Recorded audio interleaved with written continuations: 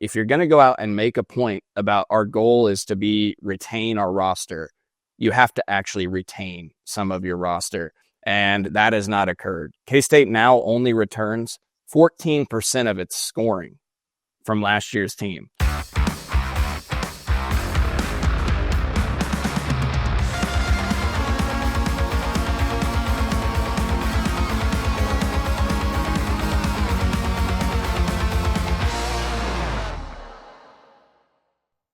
Hello and welcome into another edition of Three Ma, somewhat emergency edition of Three Ma here because we had a big day yesterday. A lot of stuff going on, people. John D.Y. Cole, the whole gang is here with you. Things going crazy in the portal, both good and bad. Probably more so bad for the Wildcats with Dug McDaniel entering on the same day that K-State finds out they're getting Khamarri McGriff, probably a 4 from UNC Wilmington, who in some ways was really a sixth man for them throughout much of the season. Regardless, whether you're celebrating or not, the show is going to be brought to you by our friends at Holiday Distillery, and you should still raise a glass if you're Ben Holiday bottled in bond bourbon or 360 vodka. We hear great things about both, so please support our good friends at Holiday Distillery, who are their cats right there with you, everybody. Ben Holiday bottled in bond bourbon. Go grab some right now. Cole, did you have any last night as you were absorbing all of this news that was flying at you? I emptied my last bottle of Ben Holiday Bottled and Bond Bourbon on Saturday night as I was doing a Q&A on the Discord, and so I got to go pick up some more, actually. Okay. Patreon.com/3ma if you'd like to be a part of those questionnaires. Somebody did ask me how long it takes me to do my hair. So I take it to mean that, people think I have a pretty good head of hair. You guys are always wearing hats, so I think it's pretty easy for me to win that contest on the show. Yeah. Although I did just get a haircut yesterday, so maybe I'll style my hair for the next show. Well, what a slap in the face to whoever's cutting your hair that you're just throwing a hat on the day after you got a haircut. Mine's more so because my hair looks like crap in the morning and I don't want to shower yet. So, okay. That's how much DY cares about the show, everybody. Won't even shower for you guys. Tough break. Good stuff. Okay. We're delaying the inevitable here. Dug McDaniel is in the portal. Now, I know that some have been frustrated with Dug. Well, look, we were all frustrated with Dug for large portions of last season. We got to see the potential that he really had for like the 3-week stretch where, Bart Torvik natty, baby, for like 3 weeks there. He was more efficient from the floor. He was better from three. The assists were way up, and he was defending pretty well. If you knew that you were going to get that version of Dug next year for like most of the season, then this definitely becomes a really tough blow. It's tough to gamble on that, right? And so Dug McDaniel feels like he's getting a pretty significant offer from somewhere in the portal. Like, I can understand how that becomes tough to decide whether or not you want to match that. And, it seems like that may have been sort of the situation here that played out with Dug. Your initial reactions here to what this means to the team, DY. Yeah, Dug McDaniel, I think he probably was starting to hear the chatter about what a market value is for a high major starter at this point, which is more than he made last year. So he kind of shopped around and see if that was available to him. And once he was able to, I guess, find that market value or a school willing to pay that, kids, they had to make the choice whether or not they were going to, match that to basically keep him. And I think it comes down to like everything that they had to go through last year with Dug. And I think it was hard for them to stomach basically doubling what they were going to pay him for someone that they probably weren't 100% sure that they could trust. And I can understand that. I mean, we even talked after the season. We're like, this is going to be a huge off season for Dug, not being 100% certain that he was going to be, 100% on his, let's say, best behavior or whatever you want to call it. So I actually understand. And I can almost appreciate the stance and the stand that they took on this because they've made poor decisions that would probably be similar to this if it didn't work out. So the fact that they now have lines that they are drawing in the sand, so to speak, have some, are paying more attention to their culture, are showing more care to that, I think that's a good sign moving forward. On the court, you just have an issue now because I guess outside of the guy you just added a week ago, an Abdi Bashir, you don't really have a guard that can just go get a bucket now, the way Dug is. So you took a hit talent-wise, and now you gotta go shopping for someone that can kind of, replace that level of production that you were going to count on Dug for. But at the end of the day, I do think part of this is actually a good sign. Everyone's going to roll their eyes. We're like, we lost Dug McDaniel. We don't have a point guard. We don't have a big. I get that. But I think them taking a stand, them having a process, and them having a plan is things that we've been uneasy about. And this time they kind of showed and reflected that they have kind of learned a little bit and have that in this sort of line of thinking.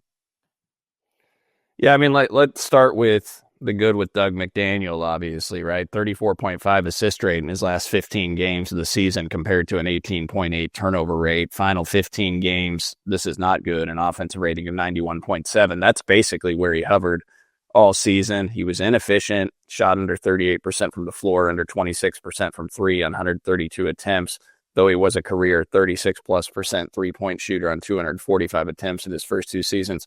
College basketball, didn't get to the foul line, 1.8 attempts per game, only 58 free throws on the entire season. But, since that Texas Tech game during the year, when he played 23 minutes, they benched him at the end of the game.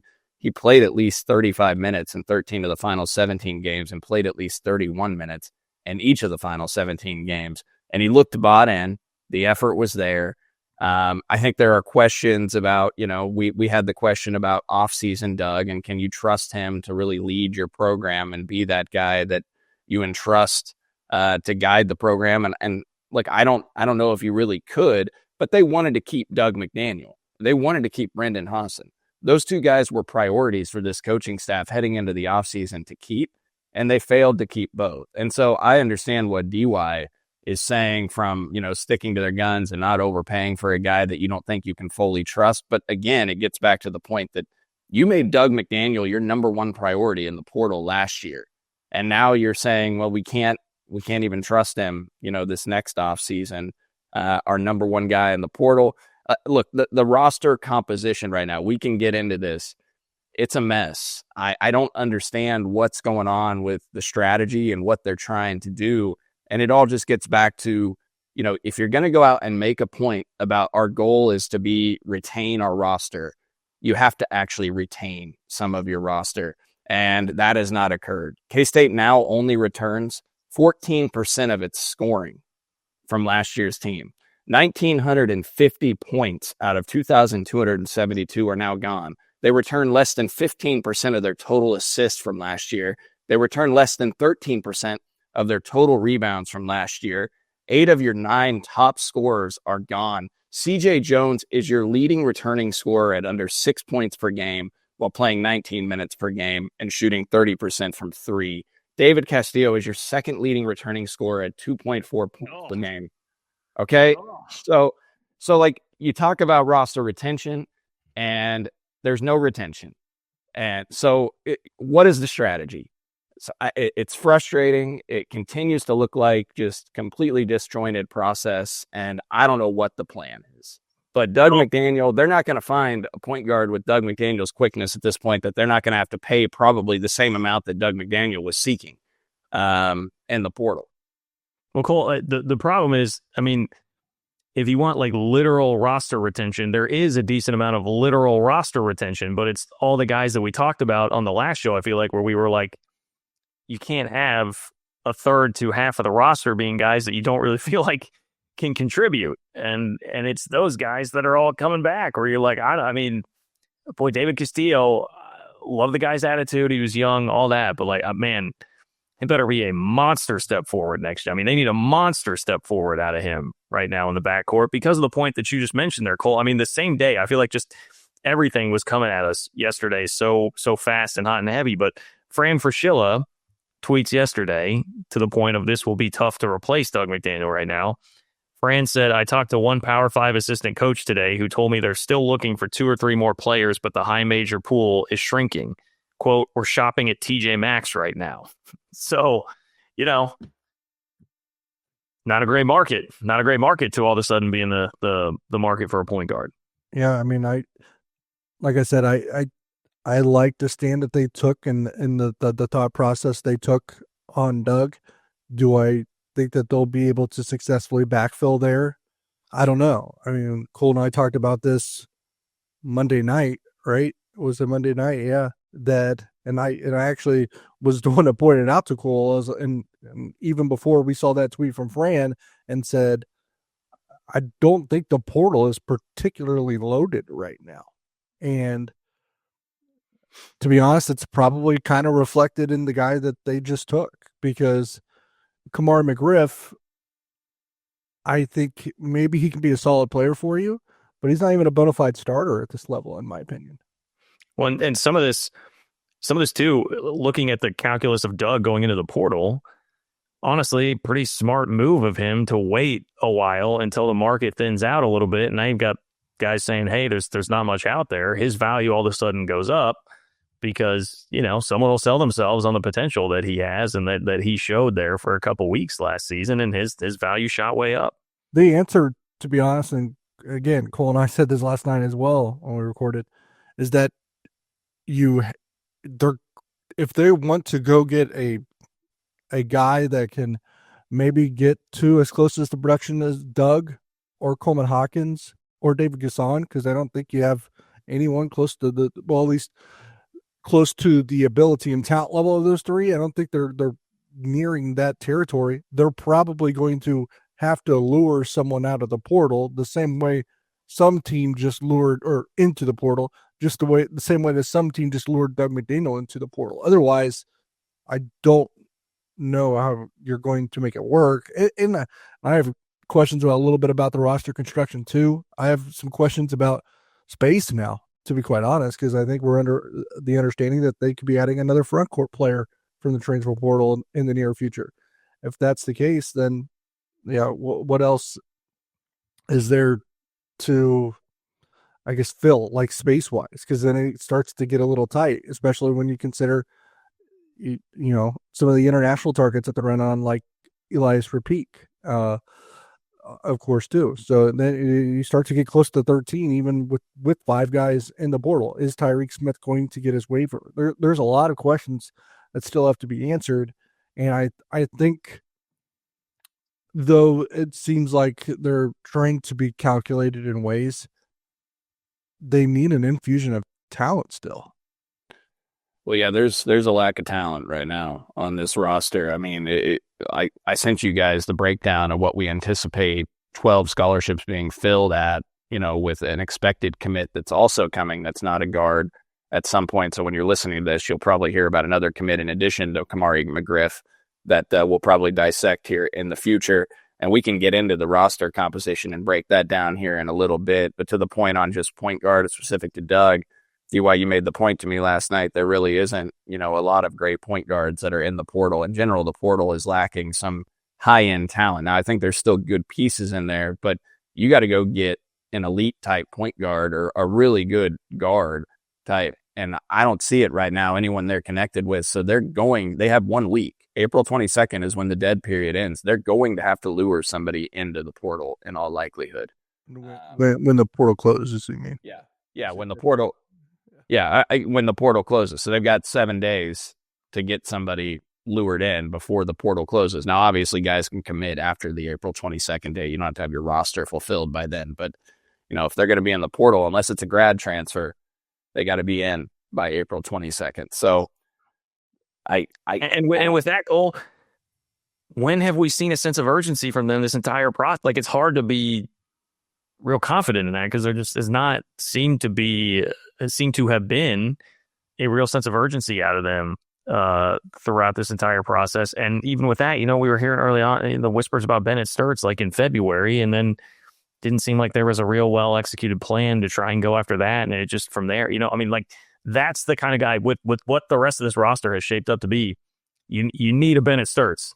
You need somebody like that, somebody really talented that could come in and be there. So yeah, I don't know. I don't know where this goes. I guess I will say, and we got to hit a break here, but I will just say, I know I said at the outset of all this, hey, after what last year was, like what they probably really need is like a portal season where they're having to get guys more under the radar that we're not going to be as excited about on paper. And, I'll just wait and see what the team actually looks like. And maybe that's what works out. So just to hold myself accountable for that, I will say that it's certainly shaping up to be like that. And the guy that they just got yesterday, who we'll talk about after the break, is one piece of that. Regardless of how you're feeling about K-State hoops right now, you can always look good while you're complaining or celebrating, whichever it might be. Homefieldapparel.com is how you can do that. You can get 50 plus K-State designs like Cole's hat that he is wearing right now, or DY, what is it today? You can get 100 plus other teams like Illinois, Chicago. Now, I'm going to take a guess here. CJ Jones is the only guard left, leading scorer returning. He's about to be the star, baby. So let's celebrate CJ Jones' heritage at UIC. That's the reason for the shirt today. Yes. Look at that. That's DY. That's one of the better ones you put together. I like that. Show within a show. That is one of the better ones you put together. How about the planning, John, that like DY anticipated and got a UIC shirt, however long ago. It's pretty sweet. I mean, I like that one. What's it? Fire up. Does it say something else? Fire up flames. I'm saying, hey. Is that a unicorn on it? Like, what is that thing? Is that a dinosaur? It does look kind of like a dinosaur, yeah. Is that Barney? Like, I don't know. Maybe I was thinking like Reptar from Rugrats or something, but yeah. Well, DY's got its closet stocked full of home field apparel from all sorts of schools. Yeah. Get it at homefieldapparel.com. Use promo code 3MA24. Get 15% off your first order, even if you want to stock up on UIC. Homefieldapparel.com. Thank you to our good friends there. We're back in just a moment. Looking for tickets for your next event? Tickets for Less is your #1 source. Save big on every purchase when you use promo code KCSN at ticketsforless.com. Success in real estate takes more than vision. It takes the right financial partner. When someone takes something rundown and turns it into something great, that's called a comeback story, like Brain Group. They take distressed properties here in KC, completely rework them, and then turn them into valuable real estate. But that kind of work needs the right bank behind it. Enter Emprise Bank. They're not about cookie-cutter loans. They saw Brain Group's vision, backed them, and now they're making big moves in Kansas City real estate. Talk about your partner in possible. Emprise doesn't do one-size-fits-all financing. They invest in potential and back growth. Visit emprisebank.com/KC to learn more. Emprise Bank, member FDIC, equal housing lender. Are you ready to win some real cash during the basketball playoffs? Well, check out Pick 6 from DraftKings. When it comes to basketball payouts, DraftKings Pick 6 posterizes the competition. And yeah, that includes prize picks. Hit all your picks and score higher minimum payouts on Pick 6, plus even more cash if you outscore the competition. Pick 6 is available in most states, including Missouri, California, Texas, Georgia, and more. New players get 50 in Pick 6 credits instantly on just a $5 entry. Here's what you got to do. Download the DraftKings Pick 6 app now and use code KCSN. That's code KCSN for new customers to play $5. Get $50 in Pick 6 credits. Better payouts, bigger wins, only with Pick 6 from DraftKings. The crown is yours. Gambling problem? Call 1-800-GAMBLER. Help is available for problem gambling. Call 888-789-7777 or visit ccpg.org in Connecticut. Must be 18 plus. Age and eligibility restrictions vary by jurisdiction. Pick 6 not available everywhere, including New York and Ontario. Void where prohibited. 1 per new customer. Bonus awarded as non-withdrawable Pick 6 credits that expire in 14 days. Limited time offer. See terms at pick6.draftkings.com/promos. Okay, so K-State lands in the portal yesterday. UNC Wilmington forward Khamarri McGriff, 11.5 points, 4 rebounds last season. Did not start the entire year. Cole informed me that he was actually 9th on the team in minutes, but he was the second leading scorer there. Very interesting profile. Had taken visits or was in the process of visiting Pitt in Oklahoma. Correct me if I'm wrong on that. I think he visited Pitt last weekend. He was supposed to be at Oklahoma yesterday, and then he committed to K-State. So Okay. I don't know. Well, I know you guys have said you don't feel like this is a starter. It seems like a lot of the analysis we've seen on this would indicate probably not a high major starter.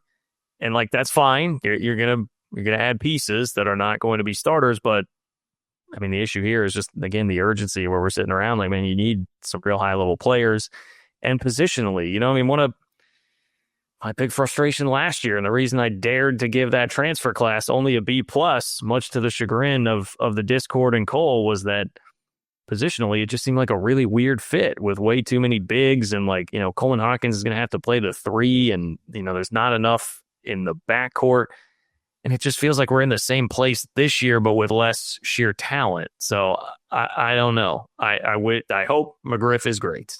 I hope Khamarri McGriff is awesome.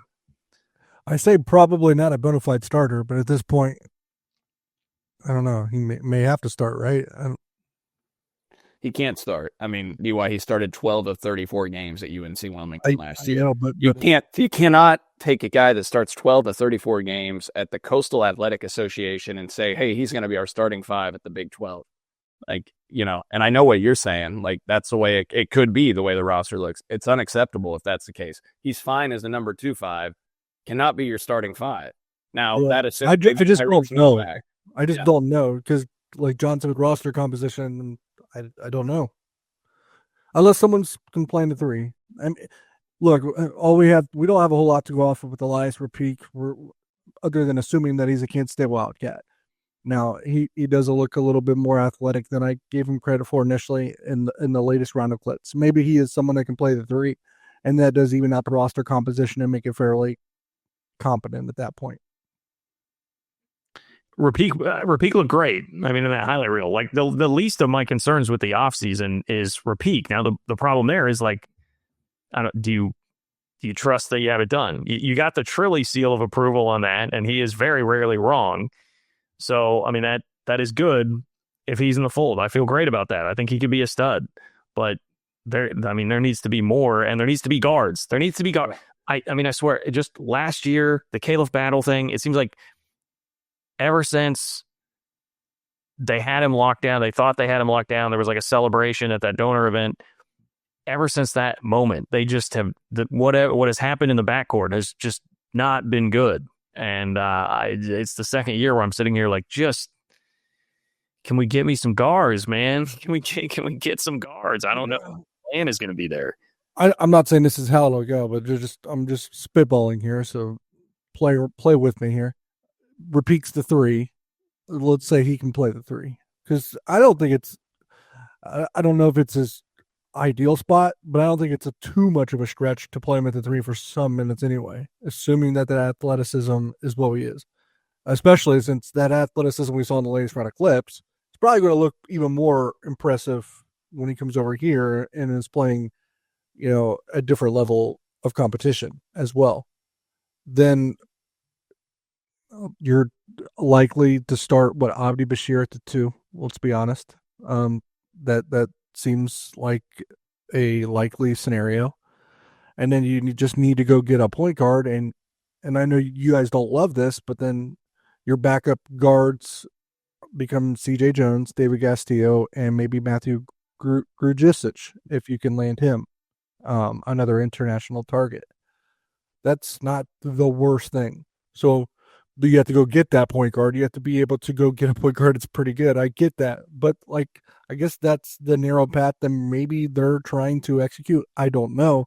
But then it goes back to the 4. Then I don't know who's starting 4. And I don't know who's the starting big. And those still need to be found and landed. And that's no easy task. Now you're talking about landing a starting point guard, a starting 4, and a starting 5. And when Frank Fraschilla just said coaches are saying, like, it's hard to find starters out here right now. Like, so. Yeah, it is. But I think what the good teams do, and you have to be effective at this too, is like when you have, I guess, let's say a leftover good chunk of your payroll left, and I don't know if they will. I don't know what they're paying everybody. Let's say they do, hypothetically. Like the good teams and what they're effective at, it's like, we have this much money. Let's go try to get this guy. It's not like who's in the portal. It's like, let's go find someone and we'll get them in the portal. Now, is that a great way of doing business? Is that college sports that I like? Not necessarily, but if you're not playing that game, you're not playing, right? So it is what it is. That's probably that's probably what they would have to do to get the talent necessary to compete at a high level. Now, will they do that? Can they do that? I don't know. I don't know what their plans are. I'm just trying to think and talk out loud with you guys and find a plan and find a scenario where we can maybe omit some optimism instead of just being discouraged about this roster. But if even in that scenario, I think we're left with trying to find 3 more starters. I don't even know if that scenario I laid out gives you 3 more roster spots left. I don't. Well, let's dive into that. I mean, we'll break down Khamarri McGriff here in a few minutes, but on the topic of roster composition, I laid this out to you guys in a text last night. All right, let's look at the forwards that we anticipate. So you got McGee, who's an incoming freshman. You add Khamarri McGriff. You got Moby. You have Taj Manning. We anticipate Rapique, the European player, coming in. That's 5 forwards. Tyreek Smith's waivers pending. Let's say he gets that. I think 6. he can play 5, though. Yeah, he can. All right. Yeah, so forward centers, I'm just lumping them all in together as non-guards here. That's 6 guys in the forward center spot. Tyreek Smith, if he gets his waiver. And then we anticipate another commit coming that is not a guard. It's a forward type. We anticipate that at some point here in the near future, unless something changes. That's 7 non-guards. And then you have 5 guards. Like, let's say hypothetically, they land Grujicic, another European guard. So that gives you 5 guards. You got Abdi Bashir, CJ Jones, David Castillo, Xavier Wilson, the incoming freshman, and then Grujicic. Okay. So let's say, like, we don't know for sure, like, everyone anticipates Rapique being in the fold. And it seems like Grujicic and K-State are tied together, but it hasn't happened publicly yet. We don't know. But if that happened, that scenario of everything we just laid out, that's 12 scholarships taken. Okay. There's 15 scholarships now that you can go to, but we anticipate that Jerome Tang and the staff want to stay at 13. Now, when I look at this roster, you probably need to go to 14 or 15 because the guard play is not going to cut it. Okay. Like, obviously they got to get another guard, but I think they need at least 2 really good guards with experience, and they don't have room for that if they stay at 13. I mean, guys, what's your reaction when I tell you the guards right now are Abdi Bashir, CJ Jones, David Castillo, Xavier Wilson, and Grujicic? I mean, 2 of those guys haven't even played college basketball, Xavier Wilson and Grujicic, if he is. David Castillo really, really struggled last year. CJ Jones, 5.7 points per game. He's a guy I thought they actually needed to upgrade on, but now they probably can't. And so, like, that guard, that backcourt, it just leaves something to be desired, and they got to figure out a way to bring in some talent there. But to DY's point, where did the roster spots come from now? It just feels like, John, like you said earlier in the show, they're getting too much in the front court and not enough in the back court. And I say all of that is, I still don't think they have like a really good starting 5. I think Tyreek Smith's fine if he gets the waiver, but I would have preferred him to be your number 2 center, and that's probably not going to be the case now. Yeah, I mean, look, I guess I'll follow DY's lead, try to be a little optimistic. I mean, we saw a pretty big jump from year 1 to year 2 for Cam Carter. I was just trying to find an optimistic route. I don't know if it's the likely one. Yeah, well, if CJ Jones can take like a Cam Carter-esque jump from what he was his first year at K-State to his second year at K-State, that would help a lot. And he can get to the rim if they just spend the entire offseason having him. I made that joke on Discord yesterday. Run like an Oklahoma drill where it's just somebody. That was actually for Doug, though. But anyway, so much for that. But just have someone hit him, contact at the rim, and just try work on finishing. Like, that should be the entire offseason. Like, he's quick enough to get into the lane. Just finish. I actually think a greater role and more usage of more minutes would probably make CJ Jones even more inefficient, to be honest. I think it'd be just let the record show I tried, people. I tried. Yeah. I just don't know that to be honest, it's David Castillo, in my opinion, that can, because he was once that, or at least in high school he was well thought of. I don't know that if you put more on his plate that he completely becomes like a net loss unless he just doesn't develop. If he developed, like, I think if I were to say which guy should you try to put more usage and minutes on and try to develop between the two, I would say David Castillo. I would give CJ Jones probably a similar role where he's not like a huge liability, and he can give you something at times.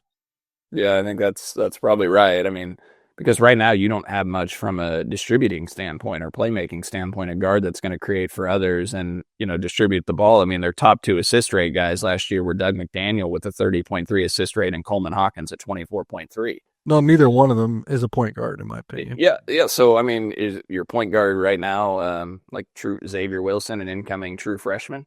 Yeah, and I think he's more. I don't even know if I'd have to go back and look at the clips again because I forget. I don't know if he's even like a pass first or a pass heavy point guard either.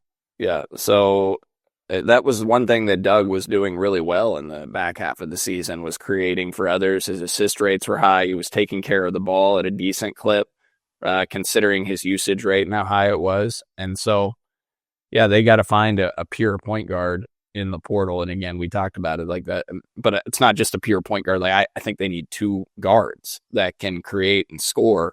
And I don't know how they create the room for that unless, something doesn't falls through with Grujicic, who's going to be a young kid coming in from Europe that I think is very talented. He'd be a good ad. I like the European guys thereafter. I would say Rapik can create for others, actually.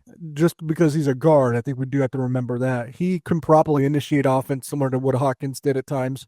So I think they can go that route. But so they need... For me, I would just feel a lot better if they brought in a really good true point guard. And you can make an argument you could use 2, but I don't know if that's going to be attainable. You get 1, and then you put a little bit more of the creation and initiation of offense on Rapik, and I think that's a place you can go. I think we talked about this, though, DY, on the Patreon last night. Part of my concern is now because you're getting so front court heavy that they force Rapik to play the 3 like they did with Coleman Hawkins and then realized early on last year that's really not going to work. And I'm not saying it will work, but I think he might be more apt to do it than Coleman Hawkins. I think he is more. I mean, well, I say that. I've seen, these little arena highlight clips of the guy. Like, what? So take it with a grain of salt, but it certainly appears like he would be more well suited for that than Coleman was. But, I don't know. I've got a scenario for, I guess, 2 things to close this out when we come back from the break. One, we probably should give McGriff a little bit more run just in breaking him down. And then, what are the paths here to the team becoming a tournament team? That's coming up here on 3 Mile. Thanks for listening to KC Sports Network. Make sure you download our new app. Find it on the App Store or Google Play. Just search KC Sports Network. So I guess here to me is this, Cole, and I'd be really interested to know like what the pitch would be from Jerome Tang if we were talking to him right now, listening to what he thinks about the roster that he has. But if this team is going to be good next year, good-ish, you either need incredible development out of David Castillo and or CJ Jones. You need to have hit complete home runs in Europe and bring in both of those guys. And or you do a great job with like the scenario DY laid out where you lure complete stud into the portal or some combination of all of that, right? Like you probably even need multiple of those scenarios to play out. Is that fair to say right now? I think 2 of those for sure that come to mind, but I'll let Cole go. Sorry.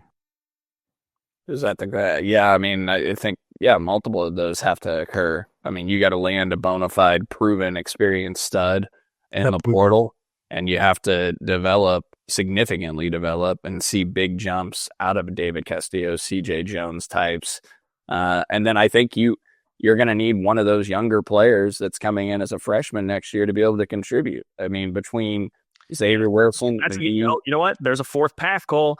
There's a 4th path is that the freshmen are better than people thought. Yes, that's a great point. I don't know, and I have a hard time going there with McGee. Maybe Xavier Wilson. And I'm counting Grujicic if he's in the fold again. And and he's not necessarily a point, but he is someone that can create for others, though. I'm just saying, like you got to have. He's 17. The 2 I was going to say is Rapik is absolutely a stud, and I'm not saying he will be, but I think there is a path that he can be or is. So Rapik is your bona fide baller, so to speak, and you go get a stud point guard from the portal. I think even those 2 things, I can at least squint a little bit and see this thing is maybe not going, because I think that I keep forgetting too, and I know he has his flaws and cons as well, but they didn't have anyone on last year's team with the skill set of Abdi Bashir either. Yeah.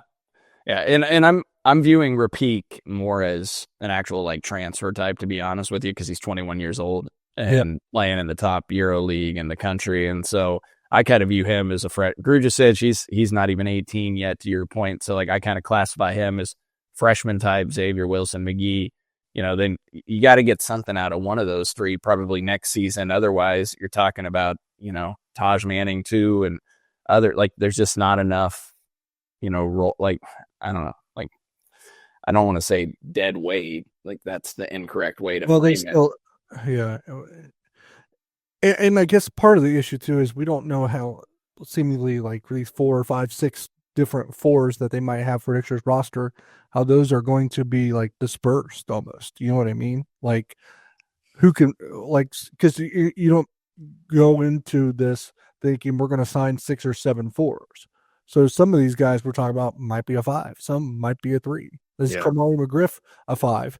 I would say maybe, but Cole can attest to this too. But Khamarri McGriff is not a great rebounder, and that's part of the problem. So that was to me the interesting thing about hearing about his skill set is like he's a guy that can score, but not known as a defender or rebounder really. And one of the things to me is it was like, you just dealt with Ugo last year and having a big that couldn't rebound. I don't, it'd be nice to have a guy who was all about just defense and rebounding in there. Yeah. I mean, 4 rebounds a game, John. I think under 4 rebounds a game in his career. Again, not a ton of minutes, but like 4 rebounds per game on the dot this last year. Yeah, I was gonna say if you go by not a ton of minutes, and maybe it turns out to be pretty solid rebounds per 100 possession, and you're talking about a guy with a good rebounding rate. I don't know. Well, I've got his rebounding rate numbers as well. I mean, first of all, so this was his 4th year at college basketball. I think he redshirted his first year in 2021-22 at UNC Wilmington. He's been at that program all 4 years. He had a 126.2 offensive rating this last year on a relatively high usage rate, 23.8. So that's somewhat encouraging. 9.5 offensive rebounding rate and a 14.5 defensive rebounding rate, which is average. His sophomore year, didn't play a ton, 137.1 offensive rebounding or offensive rating and 10.4 usage rate. So really low usage rate the last season prior to this. And then minimal play as a freshman, 124 offensive rating as well. His career offensive rating's 130.8 on a 17.7 usage with a career 9.7 offensive rebounding rate and a 14.3 defensive rebounding rate. What you like about him is finishing at the rim, as DY said earlier in the show. 106 of 142 on shots at the rim this last year, almost 75%. 54 of 104 on other twos, which is right around 52%. As a sophomore, 37 of 44 on shots at the rim, 84%. So combined over the last 2 years, 143 of 186 on shots at the rim. That's 77%. So he's efficient there. He's heading into year 5 of his college basketball career. He had a 143 offensive rating against KU earlier this year on a 24.5 usage rate, played 27 minutes. He scored 18 points in that game with 6 of 8 from the floor and 6 of 6 at the foul line. Scored 34 points in a game against Howard this year, 14 of 16 from the floor. And in the NCAA tournament against Texas Tech, UNC Wilmington was a 14 seed. It's a solid program. He had 8 points on 4 of 10 from the floor and 3 rebounds while playing 17 minutes and posted a 77 offensive rating. He played 20 minutes or more in 15 of the 34 games. I already mentioned it. Played 19 minutes per game this season, which was a career high for him. He started 12 of 34 and averaged 11.5 points and 4 rebounds per game. Second on the team in scoring, 4th in rebounds per game on the team, but 9th in minutes played. And I'll just say this, guys, like the concert, like, his first 3 seasons at UNC Wilmington, not counting the redshirt year, he combined for 148 points and grabbed 125 rebounds. So this year he took a significant jump. He scored 14 double figures in 14 of the final 17 games. it's a big jump that he took this year, but is that sustainable, or like, was that just a 1 year thing? And is it sustainable? Can he take even another step? I mean, I think those are the things that if you're Kansas State, maybe that's what you're trying to convince yourself of, right? Yeah, is this like a Max Jones situation, right? Where Max Jones starts out super low level, a little different. He wasn't in the same place, but he has to keep moving up the ladder, and obviously showed a lot of development throughout his career and became, a solid player. Doesn't that seem like kind of, obviously they don't play the same position, but if you get that sort of an impact from him, is that realistic? That's your great hope, I would say. I have one thing I want to point out, just because I think it's sort of baffling to me, and I want to know what's behind it. But he takes this huge jump forward. He's so important to them on the offensive end, and yet they don't play him that much. Yeah, I don't know. He's, by all accounts, a good leader type. Yeah, and what we're told is he's a high character guy, a huge gym rat. He got the leadership award for the entire conference. Yeah. So that part is good. High character. John, you mentioned a jump like Max Jones. I mentioned this on Patreon last night with DY. You remember Trezarian White last year entered the portal, a guy K-State tried to bring on a visit. He's from UNC Wilmington, and perhaps this isn't fair, but Trezarian White averaged 20 points a game and 7 rebounds per game at UNC Wilmington while shooting 49% from the floor last year. He goes to TCU this last year, and he averages 9 points per game and under 3 rebounds per game while playing in the Big 12, and did not look that great to me.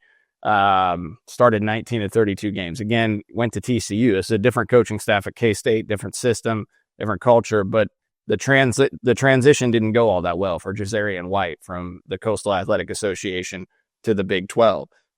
So I look at that, and Trezarian White was far more consistently proven. His year before that, he averaged 14 points a game at UNC Wilmington and 6 rebounds per game.